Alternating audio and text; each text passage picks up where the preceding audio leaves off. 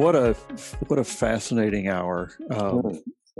Golly, at the very end, you were talking about the first thing is to recognize that we're sacred. Yeah. I thought you were going to say the first thing is to recognize that you're wounded. No. And I so appreciate what you said and how you shared that. And it's a different frame of reference than what I'm accustomed to. And that was very profound for me. The other thing, and I welcome if you have the time to expand on it, when you're talking about rites of passage and the mother taking the son to the bridge, you were also talking about this is not, rite of passage is not about, well, it is about the person, but it's not about me. It's not about the individual. It's more about, I believe, the community. Yeah. And that is, I guess, again, I guess I kind of knew that, but in all the times this past year in the podcast, when rites of passage comes up, we think of the young man going out for the ordeal. Yeah, and Robert Bly and all of his. Yeah. That's right. And could you contrast the guy because there's something there. I mean, there is, when you cross that bridge, there is a sense of having to search for your sacred purpose. But it's not separate from community and generational legacy and generational responsibility and generational trauma. Right. I mean, so I think the difficulty that I had with a lot of other people's manhood stuff and man box and all that other stuff is it's very Western. Yes, and it's nice. It sounds good.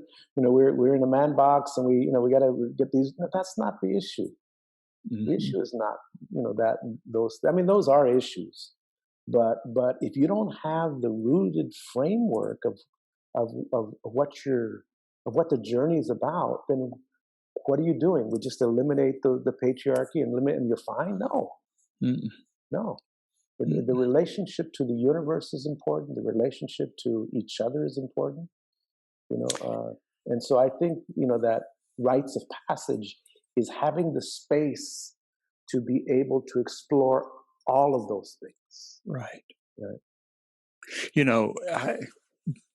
So many of the men's group models, and again, this is primarily the Western view, are there to break into the man, to get him to recognize his heart, whether it's a Jungian model or the Robert Bly or mass movement or however you want to call it, is trying to break into. And one thing that I discovered in my healing journey, first, that I don't trust other men. I didn't trust other men. I was already in my heart. I didn't need somebody to break into that. No, I was already in my heart. It was already there. How do I bring that out when society, patriarchy, and whatever presses that down? And so the circle that we have sounded very similar to what you were talking about with the Compadres Network. Now, I can't compare, but what you were talking about, the men opening up and the tears, that the texture of the compassion that is there and that opening, that space, that safe space for another man, for men to be encircled together, not to be judged, not to be fixed, but to open is what we attempt to do in our circle, in our own way. I think there's another part too, though, that we never talk about and we never explore. As a young man, not having that model, but seeing my father in his woundedness be so harsh. Mm-hmm. It was very harsh to my mom, and I saw men in their harsh, and I didn't like that. It hurt me to see men. And so I went to the other side, and I became very gentle, very giving, very loving, and to the extent that all the girls saw me as their friend. I was Right. their best friend, right? Right. And the problem with that is when I wanted to date them, they saw me as a brother and not as a date, Yeah. And I got taken advantage of a lot Mm-hmm. because I was so much in my heart. Mm-hmm. I was so much in wanting to be liked and wanting to be admired by them that I would not say my truth. I would not put my boundaries. I would not require anything. And so you have men that are very much in their heart, very compassionate, that get taken advantage of. And a lot of women in couples counseling that we do say, well, why do I always have to make the decisions? He can't even make a decision. We want to go eat. Where do you want to go eat, honey? Well, you choose. No, but I won't. I mean, I'm never guilty of that. he has no backbone. So what we've seen as the other part is we have a generation of men that are very much in their heart. Yeah. Right. But it's a wounded heart. Right. It's a wounded sense of Yes. compassion. And sometimes we have to tell these men, suck it up, fool. Come on, stand up, say something, speak your truth. Go to the masculine side. You're Mm-hmm. always in the feminine. What's wrong? Well, you're afraid to go to the masculine. Why? And so that the thing is not to go to the wounded masculine side, but sometimes you need, and women say, I want to feel safe with him. Right. I don't feel safe with him.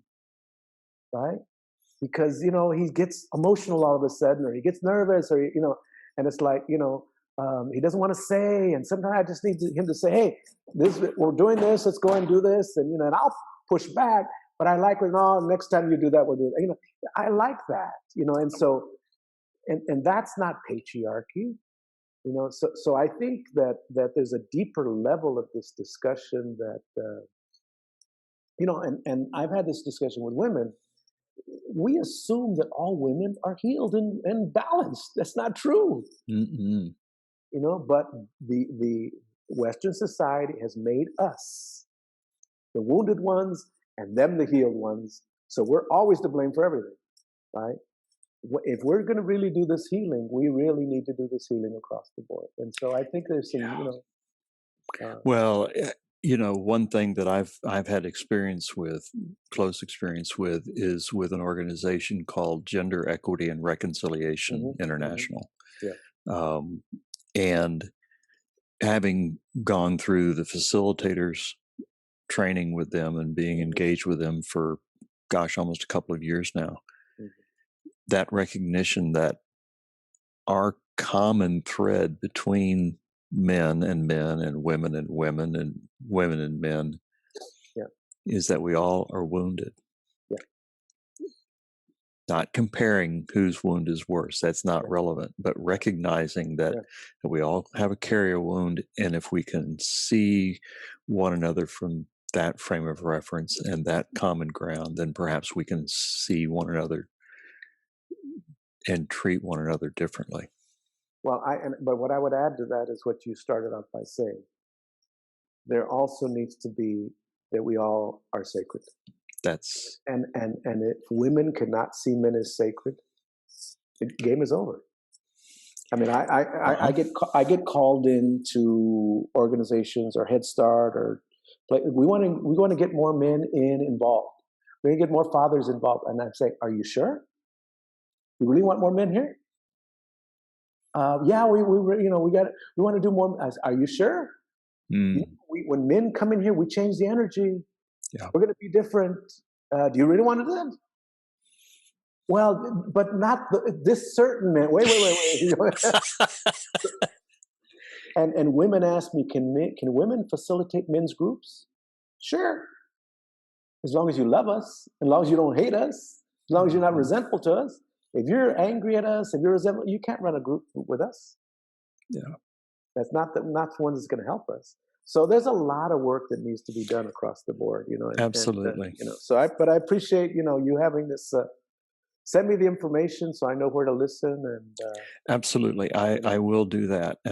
It'll be a couple of days, yeah, and I'll put it out. And I'd like and I to add you appreciate to if you could, also announce the Healing Generations podcast, and you listen to it too. There's really good people on it that talking about Absolutely. healing, and also Thank the you. book Recovering Your Sacred. Yes, and when I do the video, I will take and put that book up. Okay, great. And also the National Compadre Network. If Right. there's a logo Yes. or something like that, Okay. I'll embed all of that in there. Great. So I'm in service to you in that respect. Appreciate it, man. Yeah. All right. So thank you so much All for right, your thank you, time. man. Okay. Peace. Take care. All right.